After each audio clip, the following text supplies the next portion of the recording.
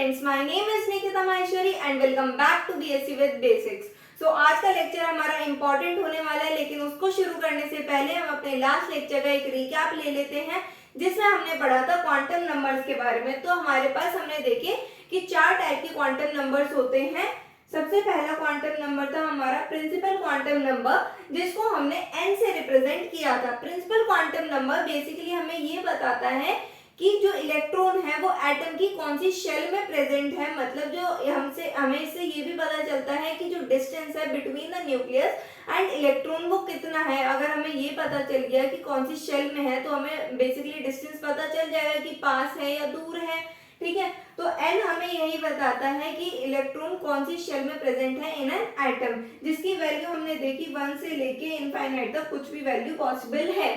उसके बाद हमने देखा azimuthal quantum number. Azimuthal quantum number basically हमें ये बताता है कि जो शेल है उसके अंदर जो सबशेल्स प्रेजेंट है उसकी शेप क्या है। ठीक है, और जो L की वैल्यू है वो होती है 0 से n-1 तक। ओके, जैसे कि L की वैल्यू अगर 0, 1, 2 या 3 है, 0 है तो मतलब S सबशेल है, L इज इक्वल टू 1 है तो P सबशेल है, L इज इक्वल टू 2 है तो D सबशेल है, और L इज इक्वल टू 3 है तो F सबशेल है, एंड सो ऑन। हमने ऐसे ऐसे पढ़ा था। इसके बाद हमारे पास जो नेक्स्ट क्वांटम नंबर है वो है मैग्नेटिक क्वांटम नंबर, जिसको हमने ML से रिप्रेजेंट किया था, जिसकी वैल्यू जाती थी -L से लेके +L तक। बेसिकली हमें इस वाले क्वांटम नंबर से ये पता चलता है, अभी तक हमने शेल्स पढ़े, शेल्स में सबशेल्स के बारे में भी इंफॉर्मेशन मिल गई। उसके बाद उन सबशेल्स में कितने ऑर्बिटल्स प्रेजेंट है वो इंफॉर्मेशन हमें मिलती है using the magnetic quantum number. जैसे कि हमारे p सबशेल के लिए जो होता है वो L की वैल्यू होती है 1, अभी हम पीछे पढ़कर आए हैं। अब यहाँ पे मैग्नेटिक क्वांटम नंबर की वैल्यू क्या होगी p सबशेल के लिए? -1 to +1, मतलब -1, 0 एंड +1। इससे हमें ये पता चल गया कि जो p सबशेल होती है उसमें 3 ऑर्बिटल्स प्रेजेंट होते हैं, और वो जो 3 ऑर्बिटल्स होते हैं वो है px, py एंड pz। ऐसे ही हमने d सबशेल के लिए भी पढ़ा था कि उसमें 5 ऑर्बिटल्स मिलती थी।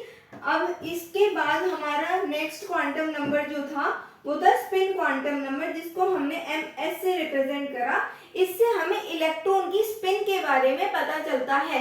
कैसे? अगर इलेक्ट्रॉन की स्पिन क्लॉकवाइज है तो हमें मिलती है +½ वैल्यू, और अगर इलेक्ट्रॉन की स्पिन एंटी क्लॉकवाइज होती है तो हमें -½ वैल्यू मिलती है। ठीक है, ये हमने अपने लास्ट लेक्चर का एक छोटा सा रिकैप ले लिया। अगर आपको डिटेल्ड एक्सप्लेनेशन चाहिए तो लिंक डिस्क्रिप्शन बॉक्स में है, आप क्लिक करके पूरी एक्सप्लेनेशन पढ़ सकते हैं। अब हम शुरू करते हैं अपना आज का लेक्चर, जिसमें हम पढ़ने वाले हैं सबसे पहला topic normalised and orthogonal wave function. तो हमें पता है साई क्या होता है? वेव फंक्शन होता है, और जो साई स्टार जो होता है वो कॉन्जुगेट होता है साई का। अगर ये दोनों कुछ कंडीशंस को सेटिस्फाई करते हैं तो उस बेसिस पे हम कहते हैं कि ये नॉर्मलाइज्ड वेव फंक्शन है या ऑर्थोगोनल वेव फंक्शन है। अब हम उन कंडीशंस को पढ़ लेते हैं। तो सबसे पहली कंडीशन हमारे पास होती है कि अगर इनका जो इंटीग्रेशन होता है विद लिमिट्स -∞ to +∞, अगर इनका इंटीग्रेशन 1 आता है तो हमारी इसे हम बोलते हैं नॉर्मलाइज्ड वेव फंक्शन। क्या कहते हैं? Normalised wave function. Okay, second हम ऑर्थोगोनल कब कहेंगे? जब इनका इंटीग्रेशन विद लिमिट्स -∞ to +∞, जब इनका इंटीग्रेशन 0 के इक्वल आता है तो उसे हम बोलते हैं ऑर्थोगोनल वेव फंक्शन। क्या कहते हैं? Orthogonal wave function. अब चलो, ये बात हो गई नॉर्मलाइज्ड और ऑर्थोगोनल वेव फंक्शन की। अब हम शुरू करते हैं अपना इंपॉर्टेंट टॉपिक आज का, जो कि है ऑर्बिटल वेव फंक्शन।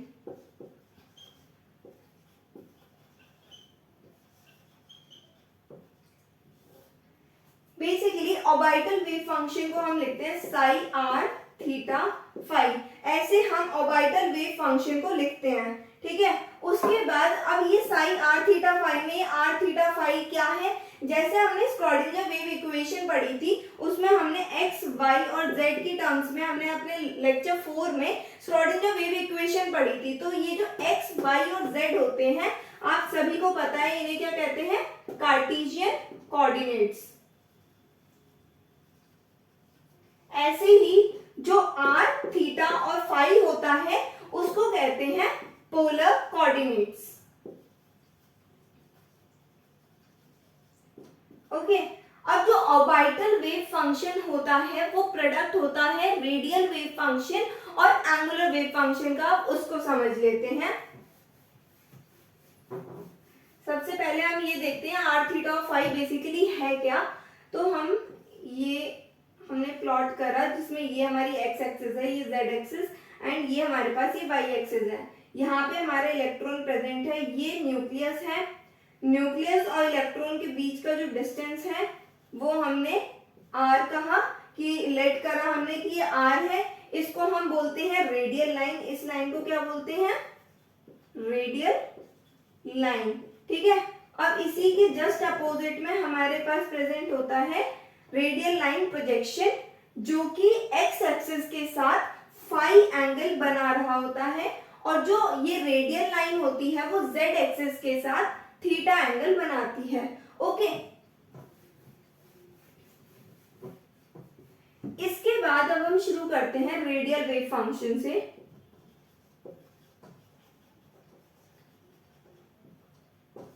तो जो रेडियल वेव फंक्शन होता है वो बेसिकली डिपेंड करता है आर पे। जो आर की वैल्यू होती है, मतलब जो डिस्टेंस होता है between the nucleus and an electron, उस पे डिपेंड करता है रेडियल वेव फंक्शन, इसलिए इसको साई आर करके हम लिखते हैं। कुछ बुक्स में आपको caps R bracket small R भी मिलेगा। मतलब कैप्स आर का मतलब होता है रेडियल वेव फंक्शन और स्मॉल आर का मतलब होता है इसकी dependence on the distance between nucleus and an electron. ठीक है, अब ये जो रेडियल वेव फंक्शन होता है वो डिपेंड करता है दो क्वांटम नंबर्स पे, जो कि होते हैं हमारे n एंड l, मतलब principal quantum number and azimuthal quantum number. तो जो प्रिंसिपल क्वांटम नंबर और एजीम्यूथल क्वांटम नंबर अभी हमने पढ़ा कि इन पे भी ये डिपेंड करता है, तो हम इस चीज को ऐसे भी लिख सकते हैं। मतलब हम रेडियल वेव फंक्शन को इस टर्म से भी लिख सकते हैं, इस टर्म से भी डिनोट कर सकते हैं। अब हम चलते हैं अपने नेक्स्ट एंगुलर वेव फंक्शन पर।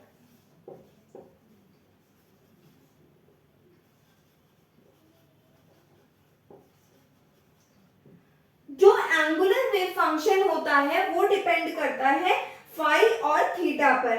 ठीक है, अब इसलिए या तो इसे हम ऐसे लिख सकते हैं थीटा एंड फाई,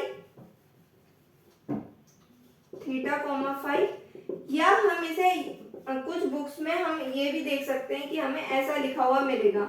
जैसे हमने रेडियल वेव फंक्शन का पढ़ा था कि जो रेडियल वेव फंक्शन होता है वो दो क्वांटम नंबर्स पे डिपेंड करता है, प्रिंसिपल क्वांटम नंबर और एजीम्यूथल क्वांटम नंबर। ऐसे ही हमारा जो एंगुलर वेव फंक्शन होता है वो भी दो क्वांटम नंबर्स पे डिपेंड करता है, जो कि होते हैं m एंड l, मतलब magnetic quantum number and azimuthal quantum number. इसलिए हम एंगुलर वेव फंक्शन को इससे भी डिनोट कर सकते हैं। इसके बाद हम अब वापस ऑर्बिटल वेव फंक्शन पे आते हैं, जिसमें हमने पढ़ा था कि ऑर्बिटल वेव फंक्शन जो होता है वो प्रोडक्ट होता है रेडियल वेव फंक्शन और एंगुलर वेव फंक्शन का। मतलब जो रेडियल वेव फंक्शन है उसकी हमने वैल्यू क्या लिखी थी, ये। ठीक है, और जो हमारा एंगुलर वेव फंक्शन है उसकी हमने वैल्यू लिखी थी कुछ ऐसे। अगर अब हमें ऑर्बिटल वेव फंक्शन पता करना है तो हमारा ऑर्बिटल वेव फंक्शन क्या आ जाएगा, जनरल लिखते हैं psi N L M bracket R theta phi. तो स्टार्टिंग में हमने यही देखा था, जिसे हम ऐसे लिख सकते हैं साई आर थीटा फाई, जो कि ये थे हमारे पोलर कोऑर्डिनेट्स। ओके, तो ये हो गया हमारा ऑर्बिटल वेव फंक्शन। अब हम पढ़ते हैं कुछ ग्राफ्स, जिसमें से सबसे पहले हम साई वर्सेस आर के ग्राफ पढ़ेंगे फॉर डिफरेंट सबशेल्स। जैसे कि सबसे पहले हम 1s सबशेल के लिए पढ़ते हैं। जो 1s सबशेल होती है उसमें, क्योंकि हमारे जो 1s होता है उसमें कोई भी नोड्स प्रेजेंट नहीं होते हैं, और ये हम ग्राफ पढ़ रहे हैं साई वर्सेस आर के लिए।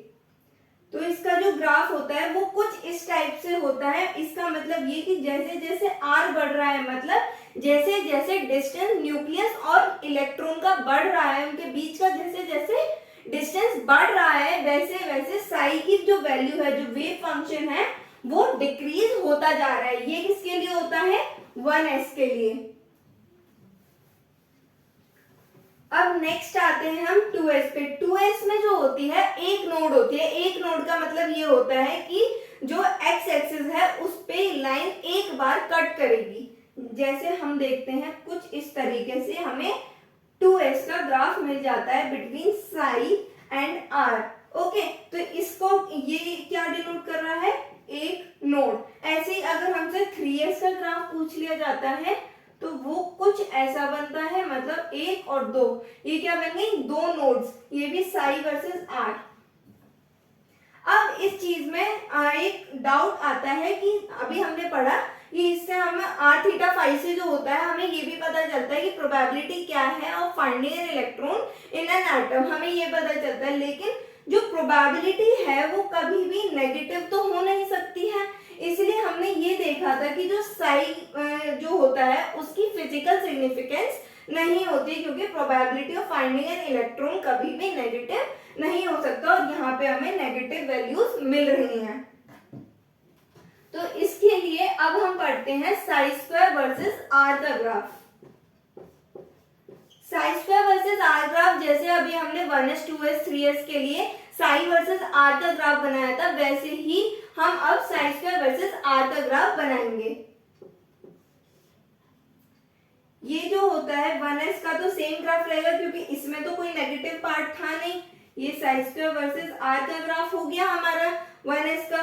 और अगर हम 2s का ग्राफ देखते हैं तो वो होता है कुछ इस टाइप से, ठीक है, जिसमें ये रिप्रेजेंट करता है एक नोड। ये हो गया साई स्क्वायर वर्सेस आर का ग्राफ, ठीक है।